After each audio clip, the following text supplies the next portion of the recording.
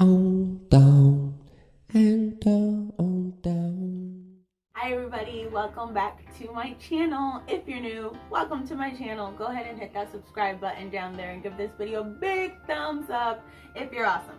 Today I'm going to be talking about the very complicated system that Japan has in place when it comes to their trash disposal situation.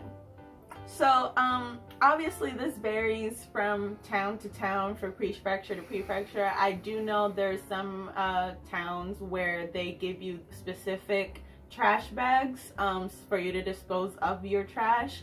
I'm just gonna keep it really short and sweet.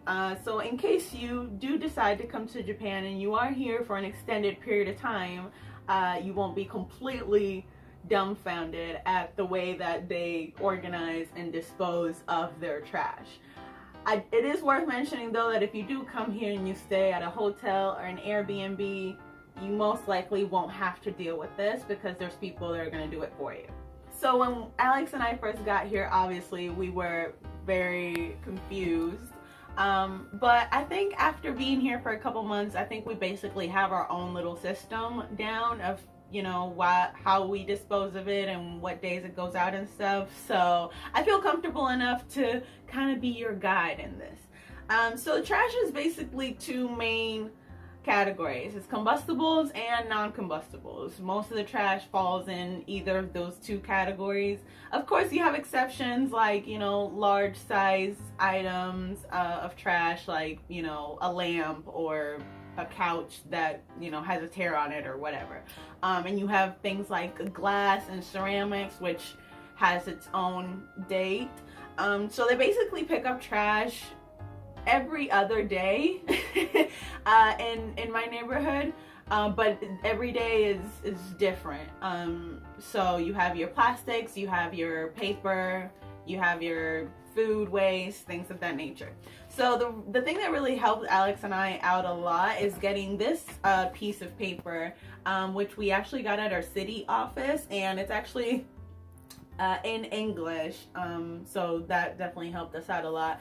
And it basically explains, you know, how to separate your materials, how to dispose of them, and in the back of it, it has a schedule of what trash goes on what day, so that you know when to, you know, what trash to put out the night before. So I live in the Nakano neighborhood, but in the Nakano area, but my neighborhood is Numabukuro. So that this last row here is my neighborhood, and these are the days that the trash gets picked up.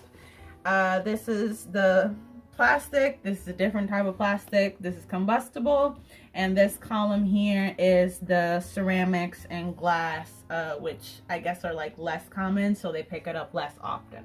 So what I have done is this bin came with the apartment, and then I have these two over here that I bought at the 100 yen shop. I have a trash bin in the bathroom, and we have a trash bag in the closet. But I know that sounds bad, but it's not. It's paper. So this bin is for our combustible trash that's basically food waste, things that cannot be reused or recycled. So things like, you know, banana peels, or, you know, food, things covered in food, basically eggshells, paper towels or toilet paper, that all falls into the combustible category. So that's what this is. This is plastic. The plastic goes on a different day than the PET bottles, which is a different type of plastic. The plastic goes in here, and this is basically, you know, wrappings and things that are plastic that aren't covered in food or don't have any food in them, because if they're covered in food, obviously they can't be reused and they go into a combustible. So plastic goes here. Here is where our PET bottles are stored. PET bottles are really easy to identify because they have this label right here that says PET or PET, and that's how you know that that's a PET bottle, and it goes in with the other PET bottles. So the other symbol you might wanna, that's worth mentioning, is the pura symbol, which is this itty bitty thing right here. The reason this bottle has both pet and pura symbols is because the bottle itself gets thrown in with the pet bottles. The plastic wrapping that the bottle has is actually just regular plastic, and it goes in with the plastic, as well as the bottle cap. So normally what we do is, once we finish something in a bottle, like Coke for example, we wash it, we take this plastic film off as well as the cap, and that goes in the plastics, and then the bottle by itself goes into the the pet bottles. There's a designated area, of course, all around our neighborhood, where the cans go and the plastics go and things of that nature. So this bin right here, we have it for paper, and paper is basically, I mean, it's pretty straightforward. It's just paper. After we're done with it, if it doesn't have any food or any food smears or anything like that, we break it down and we put it in here or in the bag that we have in the closet. Now, there is a specific way that they would prefer for you to dispose of the paper, and it's in our little handy dandy pamphlet, depending on what category, what type of paper it is, and stack it and then wrap it with either twine or rope or whatever. That's the preferred way. We don't do that though. As long as the paper is that all the paper is in a bigger paper bag, that they'll take it because it's all paper. So what we do is we break it down, we put it in a bag, a paper bag, and that usually we store it in our closet, and then on Saturdays, I believe, we take it out, and or Friday night we take it out so that they pick it up Saturday morning. If you have things like magazines and newspapers though, you are gonna wanna stack them into like a little neat tower and wrap them with twine. And there are specific ways to break down your paper depending on what it is. I'll insert a clip right here of me breaking down a milk or juice carton. So you wash it, you rinse it, you let it dry, and then you break it down the specific way that they want you to. You stack it on top of each other and you put it out. Like I said, we don't stack it, we don't have twine, we don't do any of that. We just put it in a paper bag and they take it and it's fine. For the larger items, the larger, you know, trash items that you may have, say you're getting rid of a couch while you're here, you don't just leave it in the curb because that's not the way it works. They won't take it and you'll actually get fined.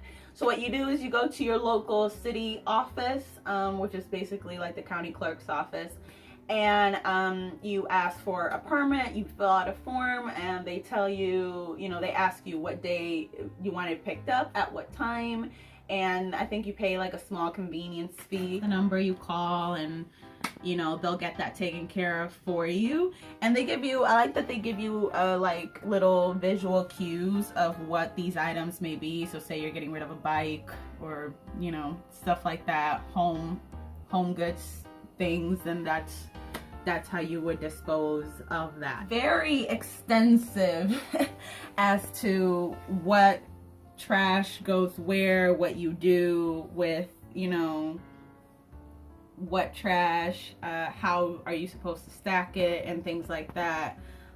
So it really goes into detail, and I know it can be very overwhelming, especially if you've never been here. Alex and I were repeat offenders when we first got here.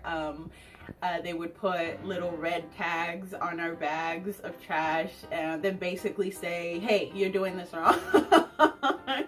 I know that there are, in extreme cases, they do hand out fines that can be up to like 25,000 yen, but I would think they don't do that often. But yeah, as far as my area, we have just figured out that the bags have to be completely see-through, so they have to be able, they can't be white, they have to be able to see what's inside, otherwise they'll probably leave it.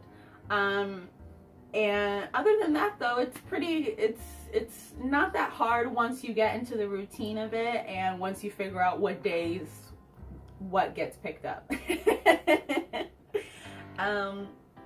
And like I said, don't let this intimidate you. It's really not that bad, and you're doing a good thing for the environment, and isn't that what we all want at the end of the day?